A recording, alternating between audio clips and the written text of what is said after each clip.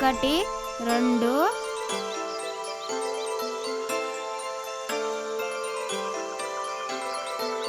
5 6 7 8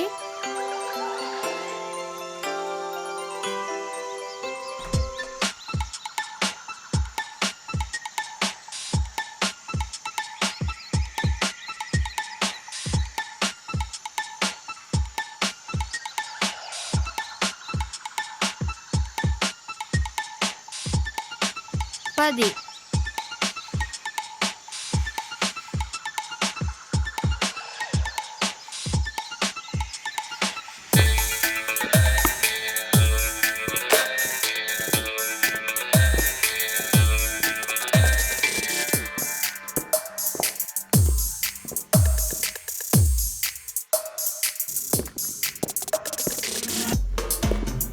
comrade,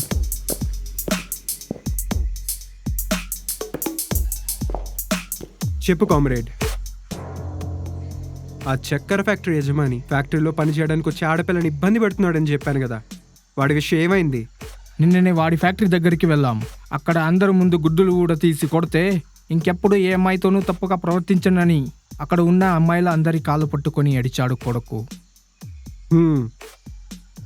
comrade, మీరు సమాజంలో పేదవారికి జరుగుతున్న అన్యాయాలను అన్నింటినీ తెలుసుకొని మా సహాయంతో వాళ్ళకి న్యాయం జరిగేలాగా చూస్తున్నారు. మీరు జనం మధ్య ఉండి కాదు, దళంలోకి రావాలి. మీరు బయట ఉండే ఇంత చేయగలుగుతున్నారు అంటే దళంలోకి వస్తే ఇంకెంత చేయగలరో ఆలోచించండి.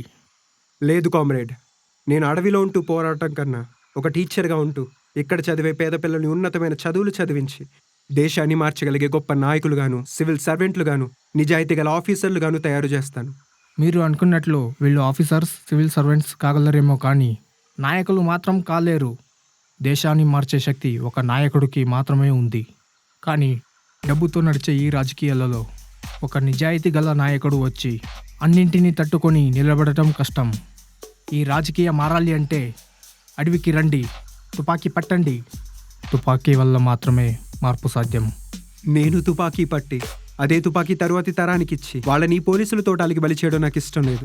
అదే వాళ్ళని బాగా చదివిస్తే అది వాళ్ళ జీవితాలను, వాళ్ళ తరువాత తరాలను కూడా మార్చగలదు. ఏదో ఒక రోజు వీళ్ళ నుండి ఒక సమర్థవంతమైన నాయకుడు బయలుదేరి అన్నిటినీ తట్టుకుని నిలబడతాడు. సరే కార్మేడ్, మీరు దళంలో ఉన్నా లేకపోయినా దళం మాత్రం ఎప్పుడో మీతో ఉంటుంది. లాల్ సలాం. లాల్ సలాం.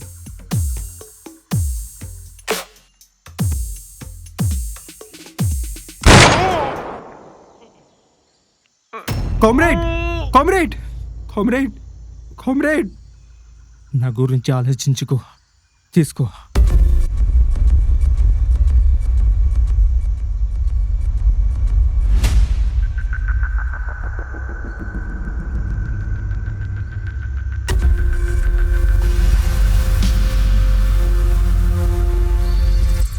నువ్వెప్పుడు వచ్చావు లోపలికి?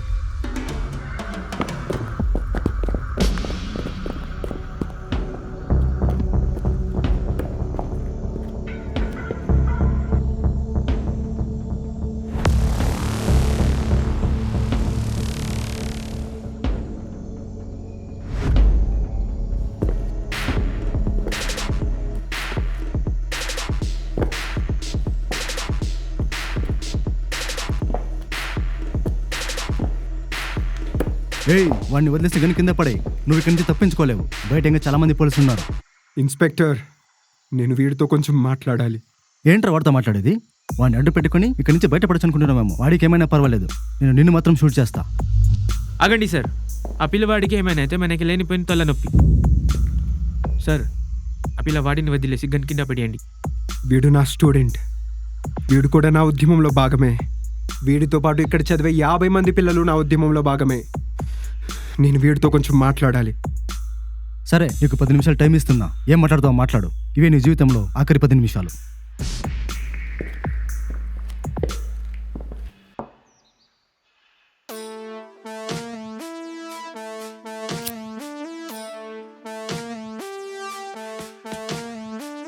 భయపడకు, ఈ యుద్ధం మీకోసమే. ఇప్పుడు నేను నీతో చెప్పేది జాగ్రత్తగా విను, సరేనా? Okay master. నేను నీకు మీ మాస్టర్గానే తెలుసు. నా గురించి నువ్వు ఇంకా తెలుసుకోవాలి. నేను కొన్ని సంవత్సరాల నుండి ఉద్యమం కోసం పనిచేస్తున్నా. దానికి కారణం ఈ ప్రాంతంలో కొన్ని వర్గాల వారి ఆధిపత్యం, మన వాళ్ళపై జరుగుతున్న అణచివేత. అలాంటి నా జీవితంలో జరిగిన కొన్ని విషయాల గురించి నీకు చెప్పాలనుకుంటున్నా. మాది ఒక పేద కుటుంబం. అమ్మా నాన్న ఇద్దరు కూలి పని చేసేవాళ్ళు. నాన్న ఏదో ఒక అవసరం కోసం మా ఊరిలో ఒక పెద్ద మనిషి దగ్గర అప్పు చేశాడు.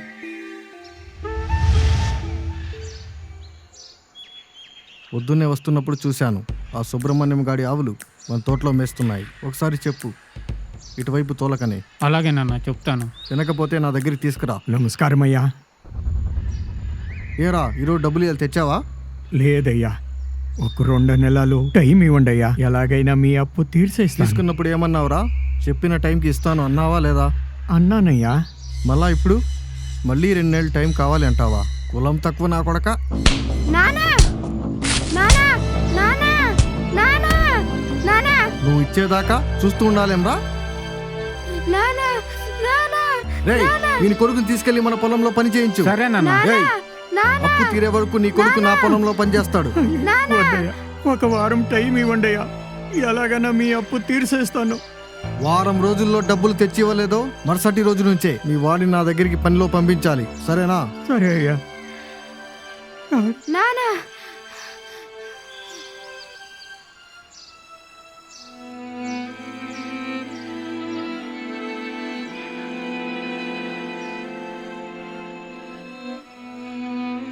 నానా నానా మన దగ్గర డబ్బులు లేవు కదా, అప్పు ఎలా తీరుస్తావు? అప్పు తీరే వరకు నేను అతని దగ్గర పని చేస్తానులే. వద్దు బాబు, పనంటే ఏమనుకున్నావు? పశువులు మేపాలి, పాతలో పొలంలో తెల్లవారిన దగ్గర నుండి రాత్రి పడుకునేదాకా పని చేస్తూనే ఉండాలి. ఆ కష్టం నీకొద్దు బాబు. నువ్వు బాగా చదువుకోవాలి, నీకు మంచి భవిష్యత్తు ఉండాలి, అందరూ నిన్ను గౌరవించే స్థాయికి నువ్వు వెళ్ళాలన్నదే నా కోరిక బాబు. ఇంకెప్పుడు అలా ఆలోచించకు. మరి అప్పు ఎలా తీరుస్తావు? దాని గురించి నీకెందుకు, పద. అదే నేను నాన్నతో కలిసి చివరిసారిగా నడవడం. ఆ తర్వాత నాన్న లేరు. అప్పు తీర్చలేక నా భవిష్యత్తు బాగుండాలని తన ప్రాణాన్ని త్యాగం చేశాడు. విషయం అందరికీ తెలియడం వల్ల పెద్ద మనిషి ఏం చేయలేకపోయాడు. ఆ పెద్ద మనిషి లాంటి పెత్తందారులు ప్రతి ఊరిలోనూ ఉంటారు. ఆ గ్రామాల్లో ప్రజలపై వారి ఆధిపత్యం చెలాయిస్తూనే ఉంటారు. ఆ తరువాత నేను చదువుకొని గవర్నమెంట్ స్కూల్లో ఒక టీచర్గా పనిచేస్తున్నప్పుడు ఒక 2 పిల్లలు గొడవపడి ఒక టీచర్ దగ్గరకు వచ్చారు. ఏంట్రా బెల్ కొట్టింది వినపడలేదా? ఇద్దరు ఏం చేస్తున్నారు ఇక్కడ క్లాసుకు పోకుండా? సార్ వాడు నన్ను కొడుతున్నాడు. సార్ లేదు సార్, ఫస్ట్ వాడే కొట్టాడు. నీ పేరేంట్రా? ప్రతాప్. నీ పేరు? శ్రీనివాసులు సార్. రేయ్ మీ ఇల్లు ఆ ఊరి చివరి ఉంటుంది కదా? అవును సార్. కలిసి చదువుకున్నంత మాత్రాన ఇద్దరు ఒకటైపోతారా? మీరిద్దరూ గొడవ పడింది మిగతా పిల్లలు చూశారా? అవును సార్ చూశారు. మా వాడు కొడితే నువ్వు మళ్ళీ కొడతావా? నీ స్థాయి ఏంటో తెలుసారా నీకి?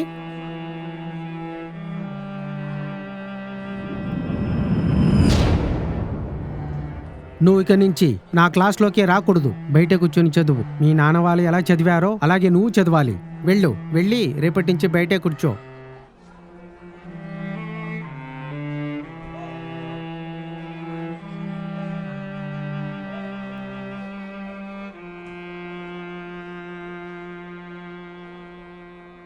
సార్ వాడి తప్పేం లేదు, నా తప్పు.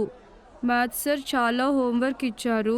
నా హోంవర్క్ కూడా చేయాలరా అన్నాను, చేయనన్నాడు. అందుకే ఇద్దరికి గొడవ అయింది. తప్పు ఎవరిదైనా సరే మీరు మిగతా పిల్లల ముందర గొడవ పడ్డారు. వాళ్ళకి తెలియాలి మన వాళ్ళ జోలికి వస్తే వాళ్ళకి ఇదే గతి అని. నీకు ఇప్పుడు అర్థం అవ్వదు, తర్వాత అర్థమవుతుంది పో. Okay sir. సార్ ఏంటి సార్ ఇది? ఒక టీచర్ అయ్యుండి చిన్నపిల్లాన్ని బయట కూర్చోబెట్టి వాడిపైన వివక్ష చూపిస్తారా? వాళ్ళిద్దరూ మిగతా పిల్లల ముందర ఒకరినొకరు కొట్టుకున్నారు. ఒక తక్కువ జాతి వాడు మా వాడి మీద చేయి చేసుకున్నాడు. వాళ్ళని ఇలాగే వదిలేస్తే రేపు మా నెత్తినెక్కి కూర్చుంటారు. మీరు ఇలాగ అడుగుతున్నారంటే వాడు మీరు ఒకటేనా? అవును, కానీ అదంతా బయట. ఇక్కడ మనం అందరం ఒకటే సార్.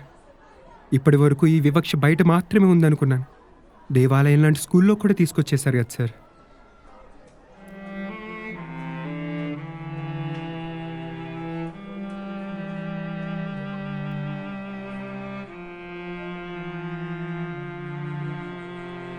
ఫస్ట్ వాడే నన్ను కొట్టింది. నాకు తెలుసురా, ఒక టీచర్ నేను ఇలా చేశాడని చెప్పి స్కూల్ మానేయకు. రేపు స్కూల్కి రా, క్లాస్లో కూర్చో. జీవితంలో ఇలాంటివి ఎన్ని ఎదురైనా సరే వాటన్నింటినీ తట్టుకొని నిలబడాలి, సరేనా? పద, క్లాస్కి పద. ఒక స్కూల్లో చిన్న పిల్లవాడికి ఇలాంటి సంఘటన జరగడం చూసి తట్టుకోలేకపోయా. ఇంకా ఈ వివక్ష ఎంతకాలం? ఇకపై మన పిల్లలకి కానీ మన వాళ్ళకి కానీ ఇలాంటివి జరగకూడదు. దానికోసం నేను ఏదో ఒకటి చేయాలని నిర్ణయించుకున్నాను. అప్పుడు నేను చేసిన మొదటి పని, పేదవాళ్ళకి అప్పులు ఇచ్చి వాళ్ళు తీర్చలేకపోతే వాళ్ళ పిల్లల్ని నీ దగ్గర పనిలో పెట్టుకుని వాళ్ళ చేత వెట్టి చాకరీ చేయించుకుంటున్నావు కదరా. వాళ్ళు నీ దగ్గర చేసిన అప్పు కంటే ఎక్కువ పని చేయించుకుంటున్నావు. ఇప్పటి వరకు వాళ్ళు నీ దగ్గర ఎంత పని చేశారో దానికి 2 రెట్లు చెల్లించి వాళ్ళని విడిచిపెట్టు. అలాగే, మీరు చెప్పినట్టు వింటాను. వదిలిపెట్టండి. హో!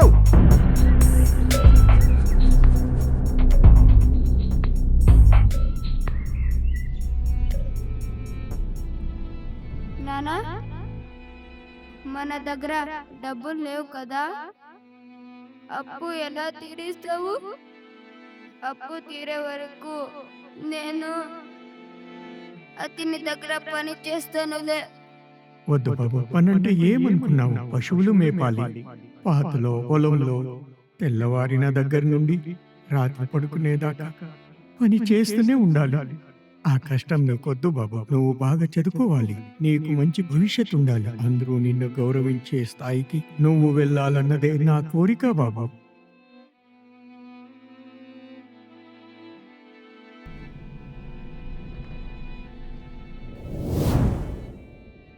అప్పటి నుంచి ఒకవైపు టీచర్గా ఉంటూ మరోవైపు అడవిలో ఉంటూ అణగారిన వర్గాల కోసం పోరాడుతున్న వాళ్లతో కలిసి పనిచేయడం మొదలుపెట్టా.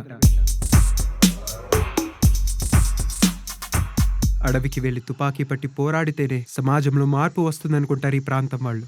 కానీ మీరు చదువుకొని అన్ని రంగాల్లోనూ ముందున్నప్పుడు మార్పు వస్తుంది అని నేను నమ్ముతున్నా. నా ఆశయం కూడా అదే. ఆ ఆశయంతోనే మిమ్మల్ని అందరినీ చదివిస్తున్నా. కానీ ఆ ఆశయం ఈ రోజుతో ముగిసిపోతుంది. కానీ మీలో ఒక్కరైనా నేను అనుకున్నట్లు కాగలిగితే నా ఆశయం బ్రతికున్నట్లే. నువ్వు పెద్దయ్యాక లీడర్వి కావాలి. పేద అనగారిన వర్గాల ప్రజల బ్రతుకులు మార్చాలి. చెప్పు, లీడర్ అవుతావా? అవుతారు మాస్టర్. బాగుంది, కానీ నీకు విషయం చెప్పాలి. నేను ఇక్కడికి వచ్చింది నా పై అధికారుల ఆదేశాలతో కాదు. ఇది పూర్తిగా నా పర్సనల్ విషయం. నీ వల్ల మా వర్గాలకి ఇంత నష్టం జరిగిందో తెలుసా? అందులో మా కుటుంబం కూడా ఉంది. జనాల దగ్గర అధిక వడ్డీలు వసూలు చేస్తున్నాడని మా అన్నని, మా వాళ్ళని అందరి ముందు కొట్టారు. నువ్వు, నీ దళం వాళ్ళు.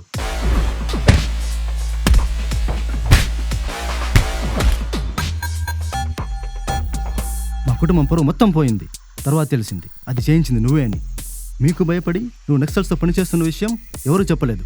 అందుకే ఇన్ని రోజులు పట్టుకోలేకపోయా. ఈ రోజు దొరికావు. నాకు నువ్వే కాదు, నీ ఆశయాలు, సిద్ధాంతాలు కూడా బతికొనడం ఇష్టం లేదు. పిల్లవాడి జోలికి వస్తే మాత్రం ఊరుకోను. ఆగండి సార్, చిన్న పిల్లవాడు. ఏంటి చిన్న పిల్లవాడు? వీడు పెద్ద అయ్యాక వాడిలాగే అవుతాడు. మీ వాళ్ళ దగ్గర అన్నీ ఉన్నాయి, మా వాళ్ళకు కూడా కావాలి అంటాడు. వీడు కూడా వాడే కదా, జాతి తక్కువ నా కొడుకు.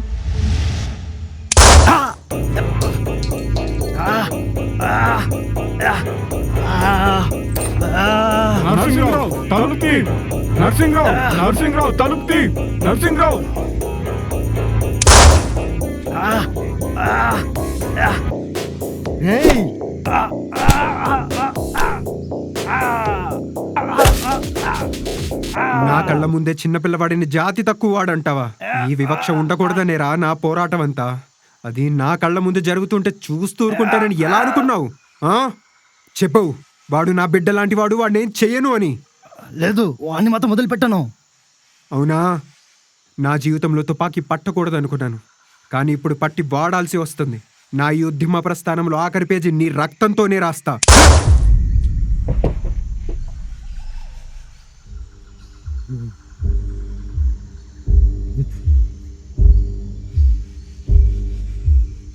వీళ్ళు మారరా సార్? ఇంకా ఎంతకాలం సార్? ఒక కుర్రాడికి జరిగిన అన్యాయం వల్ల ఈ ఉద్యమంలోనికి వచ్చాను. ఇప్పుడు ఇంకో పిల్లాడి కోసం తుపాకీ పట్టాల్సి వచ్చింది. వీళ్ళలాంటి ఎంతో మంది చిన్నపిల్లలు తెలిసి తెలియని వయసులో వివక్షకు గురవుతూనే ఉన్నారు. తక్కువ జాతిలో పుట్టడమే వీళ్ళు చేసిన తప్ప, వేల సంవత్సరాలుగా కొనసాగుతూ వస్తున్న వ్యవస్థ రిజర్వేషన్ల ద్వారానో చట్టాల ద్వారానో ఉద్యమాల ద్వారానో మార్పు అంత తొందరగా రాదు సార్. చాలా సమయం పడుతుంది. పేదానగరిన వర్గాలు అభివృద్ధి చెందాలి, అన్ని రంగాల్లోనూ వాళ్ళు ముందుండాలి. అప్పుడు వస్తుంది సార్ సమానత్వం. నా పోరాటం ఇంతటితో ముగిసింది సార్. ఏంటి సార్ చూస్తున్నారు? రమ్మనని మీ వాళ్ళని షూట్ చేసేయండి. పేద పిల్లలని ఉన్నత స్థాయిలో చూడాలి అని అనుకున్నారు చూడు, ఆ ఆశయం చాలా గొప్పది సార్. నా ప్రాణంలో అడ్డు పెట్టి అయినా సరే మిమ్మల్ని కాపాడుకుంటారండి సార్. వెళ్దాం. లేదు సార్, నేను నక్సలైట్లతో పనిచేస్తున్నట్లు ఇప్పటివరకు కొంతమందికే తెలుసు. కానీ ఈ సంఘటన తర్వాత రాష్ట్రం మొత్తం తెలుస్తుంది. నా ఈ పోరాటం గురించి 10 మంది గర్వంగా చెప్పుకోవాలి సార్. కానీ ఒక చిన్న పిల్లవాడిని అడ్డు పెట్టుకొని ఎన్కౌంటర్ నుండి పారిపోయిన నా చెడ్డ పేరు నాకు వద్దు సార్. అయినా మీరు నాకు సాయం చేయాలనుకుంటే బయటున్న మా మనిషిని కాపాడండి. నన్ను ఇక్కడే షూట్ చేసేయండి. మీలాంటి వాళ్ళని కాపాడే అవకాశం వచ్చింది అని గర్వపడ్డాను సార్. కానీ మీరేంటి ఇలా అంటున్నారు? నేను చేస్తుంది యుద్ధం. ఇందులో ప్రాణాలు కూడా త్యాగం చేయాల్సి వస్తుంది. రమ్మనండి సార్, మీ వాళ్ళని షూట్ చేసేయమనండి. వద్దు సార్, నేనే షూట్ చేస్తాను. నేనే షూట్ చేస్తాను.